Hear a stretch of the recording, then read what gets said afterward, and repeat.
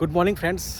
आज मैं आप लोगों के साथ अपनी लव स्टोरी शेयर करने जा रहा हूँ पब्लिकली, मेरी वाइफ के होते हुए भी, लेकिन मुझे यह बताने में ज़रा सा भी अफसोस नहीं हो रहा है। मैं क्लास 5th 6th की बात है, एक लड़की मिली मुझे, बहुत ही खूबसूरत देखने में थी और चाल चलन भी उसका अच्छा लग रहा था। तो मैंने बात करना शुरू किया, धीरे धीरे कब वो प्यार में बदल गया पता ही नहीं चला और मिलना जुलना उसके साथ डेली होता रहा और वो मेरी धीरे धीरे गर्लफ्रेंड बन गई। अब डेली रात में फ़ोन पे बात करना, मिलना जुलना क्लब में रेस्टोरेंट में। उसके बाद मुझे किसी और से पता चला कि उसका किसी और के साथ भी चक्कर है। फिर मुझे बड़ा झटका लगा। मैंने सोचा इस लड़की से कभी बात ही नहीं करना है अब, और मैंने उससे पूछने की हिम्मत ही नहीं करी कि मैं पूछ पाऊँ कि उसका किसी के साथ चक्कर है कि नहीं। फिर ये मन ही मन मुझे काफ़ी झकझोरता रहा और फिर मैं गुमसुम सा रहने लगा। मैं इवन डिप्रेशन की तरफ जाने लगा और घर वाले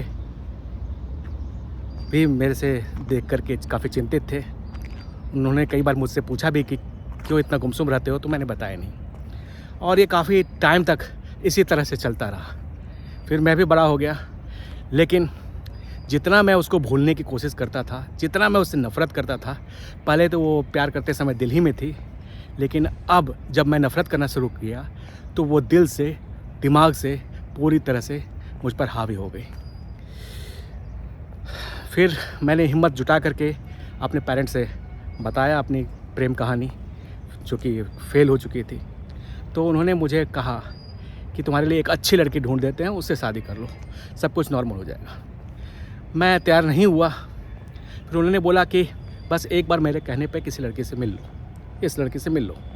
मैं गया उस लड़की से मिलने के लिए अधूरे मन से, लेकिन वो बात करने में ठीक ही ठाक लगी। तो मैं बोला चलो ठीक है, ट्राई करते हैं बात करके, यदि कुछ अच्छा लगा फिर देखेंगे, नहीं तो फ्रेंड रहेंगे ज़्यादा से ज़्यादा। फिर मैं जैसे जैसे उसको जानता गया वो मुझे और अच्छी लगने लगी। वो काफ़ी स्ट्रेट फॉरवर्ड बात करने वाली थी, ना ही चिकनी चुपड़ी बातें करने वाली जैसे कि पहले वाली थी। तो मुझे शुरू में रूखा सा स्वभाव तो लगा, लेकिन बाद में लगा कि नहीं, वाकई में ये हमारे काबिल है और हमारा ध्यान रखेगी। और फिर धीरे धीरे वो रिश्ते की तरफ कन्वर्ट हो गया और मैं उससे शादी कर लिया।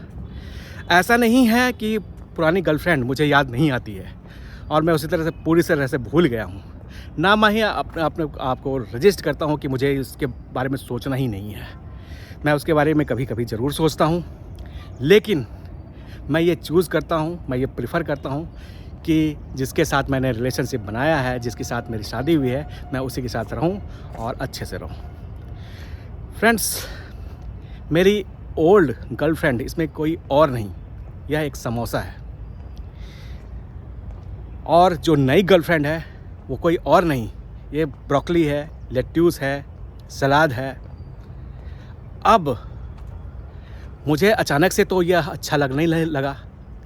मैंने इंटीमेट रिलेशनशिप में आने से पहले उसके हाथ पकड़े, उससे प्यारे मोहब्बत की बातें की, तब जाकर के इंटीमेट रिलेशनशिप में आया। इसी तरह से आप जो है हेल्दी रिलेशनशिप आपको अचानक से नहीं अच्छा लगने लगेगा। आपके साथ उसके साथ आपको समय बिताना पड़ेगा, और जितना ही आप समय बिताओगे, बार बार उससे मिलोगे, बार बार उसको खाओगे, तो आपको धीरे धीरे अच्छा लगने लगेगा। तो सीख यही है प्यारे मित्रों, कि आप जिस चीज़ को जितना ज़्यादा भूलने की कोशिश करोगे, वो उतना आपके दिल दिमाग पे हावी तो होती रहेगी। लड़की तो सिर्फ और दिल और दिमाग पे ही हावी थी, लेकिन ये समोसा दिल, दिमाग, जिगर, फेफड़े, फैट सेल, चारों तरफ शरीर के जकड़ के रखा था। तो यही आपका सुझाव है आपके लिए कि आप किसी चीज़ को रजिस्ट ना करें, किसी चीज़ को फोर्सफुली छोड़ने की कोशिश ना करें।